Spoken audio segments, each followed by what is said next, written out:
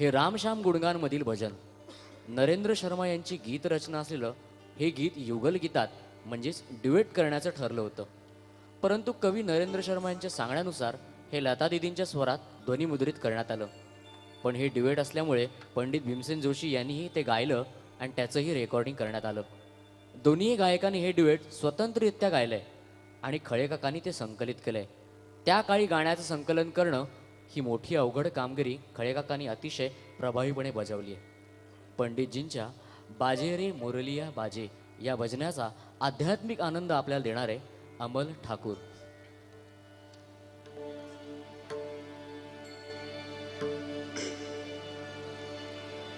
विमुख शिखर से धारा ध्याये राधा हरि सम्मुख लाए बासुरिया हरि सावरिया की राधा गोरी सुन भाए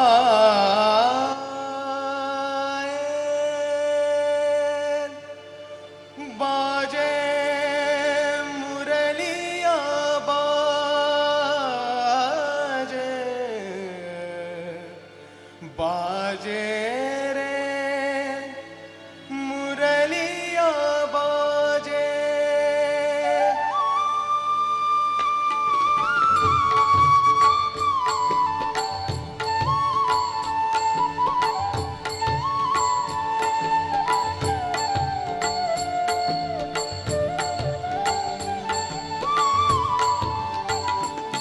बाजे रे मुरलिया बाजे बाजे रे मुरलिया बाजे बाजे रे मुरलिया बाजे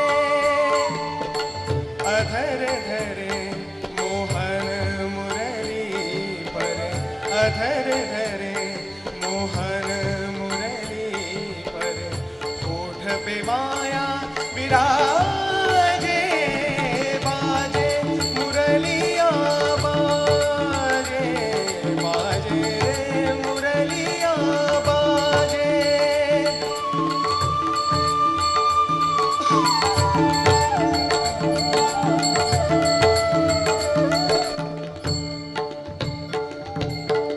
हरे हरे बास की बनी मुरलिया हरे हरे बास की बनी मुरलिया मरम मरम को छुए अंगुरिया मरम मरम को छुए अंगुरिया चंचल चतुर अंगुरिया जिस पर चंचल चतुर अंगुरिया जिस पर कनक मुंदरिया साजे बाजे मुरलिया बाजे बाजे रे मुरलिया बाजे अधर धरे मोहन मुरली पर अधर धरे मोहन मुरली पर होठ पे माया विराजे बाजे मुरलिया बाजे बाजे रे मुरलिया बाजे.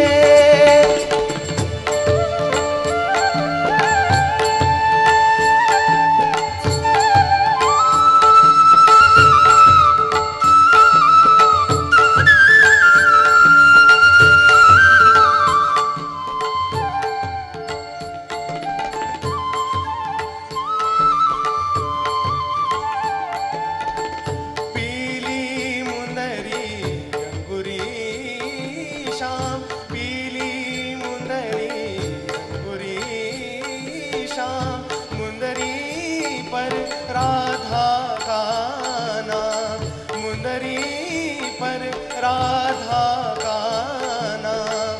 आखर देखे सुने मधुर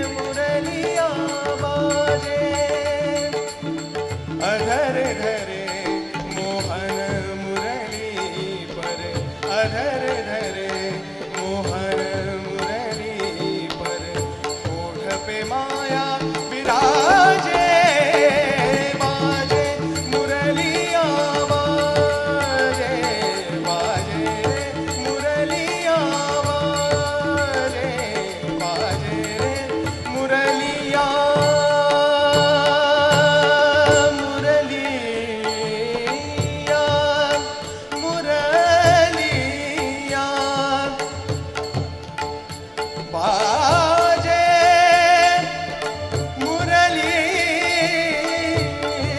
मुरलिया बाजे मुरलिया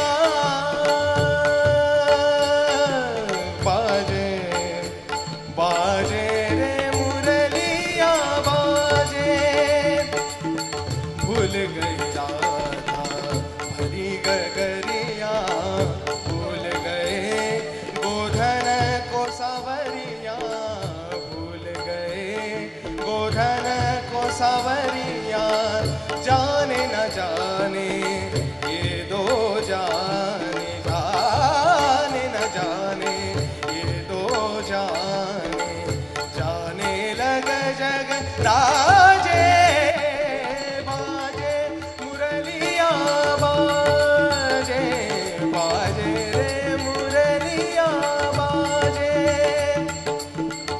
मुरलिया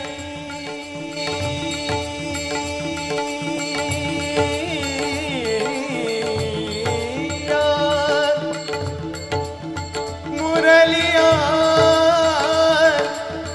बाजे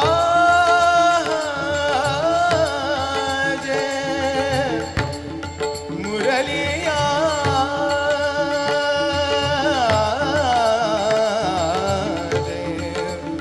बाजे मुरलिया बाजे मुरलिया बाजे मुरलिया बाजे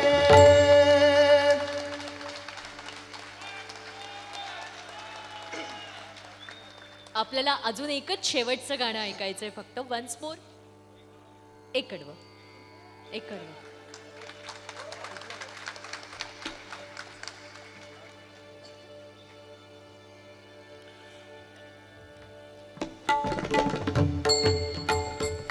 बाजे रे मुरलिया बाजे बाजे रे मुरलिया बाजे भूल गई राधा भरी गगरिया भूल गई राधा भरी गगरिया भूल गए गोधन को सावरिया भूल गए गोधन को सावरिया जाने न जाने ये दो जाने जाने न जाने ये दो जाने जाने लग जग राजे बाजे मुरलिया बाजे बाजे रे मुरलिया बाजे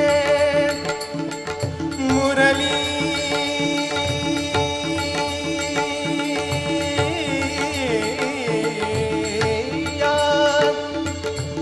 मुरलिया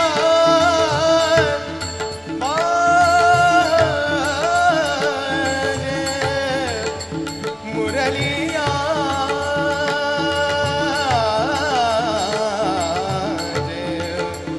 बाजे रे मुरलिया बाजे मुरलिया बाजे मुरलिया बाजे. आता फक्त एकच गाणं राहिलंय. राजेश मतकरी आता व्यासपीठावर येत आहे. आपण शेवटचं गाणं होण्याआधी आपले लाडके सर्वांचे माननीय आमदार श्री प्रतापजी सरनाईक इथे उपस्थित आहेत. मी के कुमार यांना विनंती करतो की प्रतापजी सरनाईक व त्यांचे सुपुत्र विहान प्रताप सरनाईक या दोघांनी व्यासपीठावर कृपया यावं.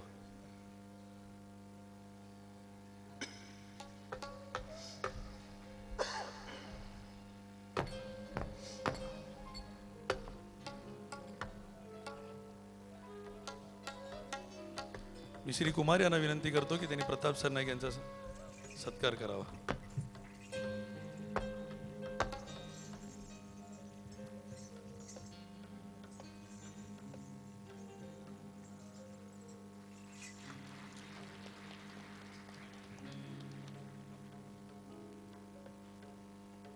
त्याचबरोबर नगरसेवक त्यांचे सुपुत्र विहान प्रताप सरनाईक यांचा सत्कार करावा श्री कुमार यांनी.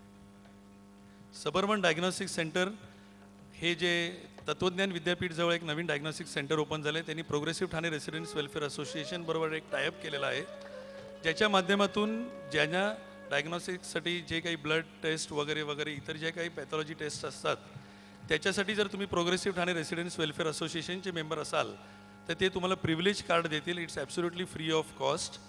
तर रसिक प्रेक्षकांनी प्रोग्रेसिव्ह ठाणेचे फॉर्म्स भरून सबर्बन डायग्नॉस्टिक सेंटरच्या ज्या काही सवलती तुम्हाला मिळतील फ्री ऑफ कॉस्ट त्याचा उपलब्ध त्यांच्या प्रोग्रेसिव्ह ठाण्याच्या माध्यमातून सबर्बन डायग्नॉस्टिक्सचे जी रिप्रेझेंटेटिव्ह इकडे कोण आहेत का? सबर्बन डायग्नॉस्टिक सेंटरचे कोण आहेत? त्यांनी कृपया व्यासपीठावर यावं.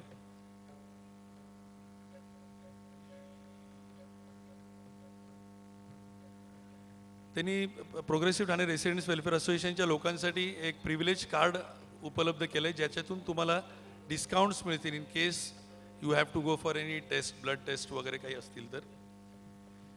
मी प्रतापजी सरनाईक यांना विनंती करेन की डॉक्टर भातनकर यांना पहिलं कार्ड देऊन त्यांनी याचं उद्घाटन करावं. धन्यवाद.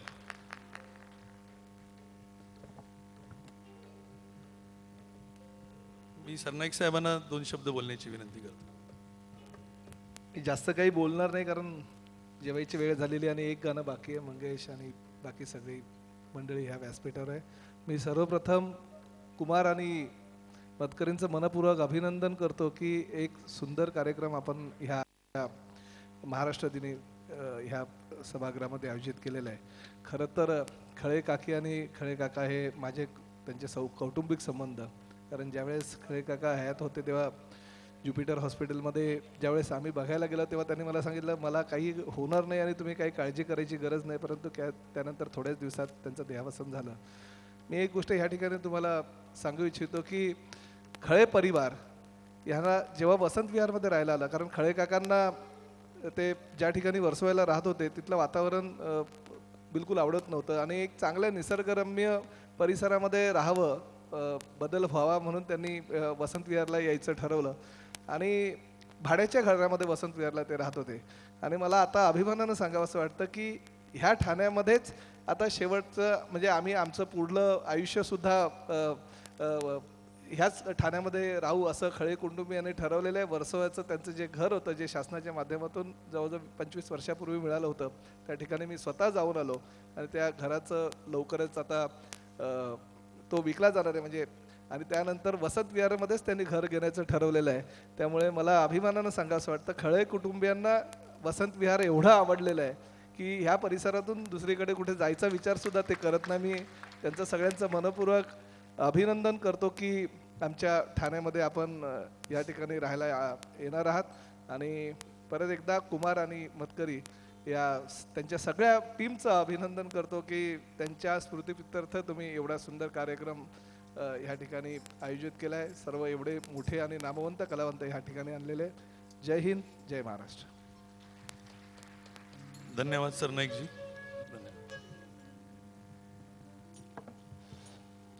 मंडळी, वयाच्या 83व्या वर्षी सुद्धा खळे काकांना नवनवीन चाली पूर्वीच्याच उत्साहात सुचायच्या. ते म्हणायचे, निर्मितीच्या त्या सुंदर सोहळ्यात शरीराच्या व्याधीही सहज विसरता येतात. माझ्या चालींवर अत्यंत प्रेम करणाऱ्या रसिक श्रोत्यांच्या असंख्य मित्र आणि हितचिंतकांच्या शुभेच्छा त्यामागे आहेत. विविध गीतांच्या चालीत इतकं चापल्य दाखवणारे खळे काका स्वतः मात्र अतिशय शांत, सोशिक आणि सुस्वभावी होते. त्यांचं मन इतकं हळवं होतं की त्यांनी कधीही कोणाला शब्दांनी देखील दुखावलं नाही. मनाने ते जितके सज्जन होते तितकेच कामातही प्रामाणिक होते. अंगात ताप, घरात आजार, अडचणीची परिस्थिती, पण अशाही परिस्थितीत खळे काका कामाला जायचे. खळ्यांचा स्वभाव अबोल होता. धंद्यातील स्पर्धेत हा कलावंत कधीही पुढे येऊ शकला नाही, कारण त्यासाठी लागणारा धूर्तपणा त्यांच्या अंगी नव्हता, असं गानसम्राज्ञी लता मंगेशकर म्हणतात. खळे काका या व्यवसायात त्यांच्या गुणवत्तेनुसार यश मिळवू शकले नसले तरी त्यांच्या गीतांनी आपलं स्वतंत्र असं वैशिष्ट्य कधीच प्रस्थापित केलंय. रसिकांच्या मनात श्रीनिवास खळे या नावाला एक महत्त्वाचं आणि प्रेमाचं स्थान मिळालंय. खळे काका या श्रेष्ठ कलावंताला कधीही गची बाधा झाली नव्हती. आईचं हृदय घेऊन जन्माला आलेला हा कलावंत हृदयातील प्रेमाने रसिकांशी कायम बांधला गेलाय.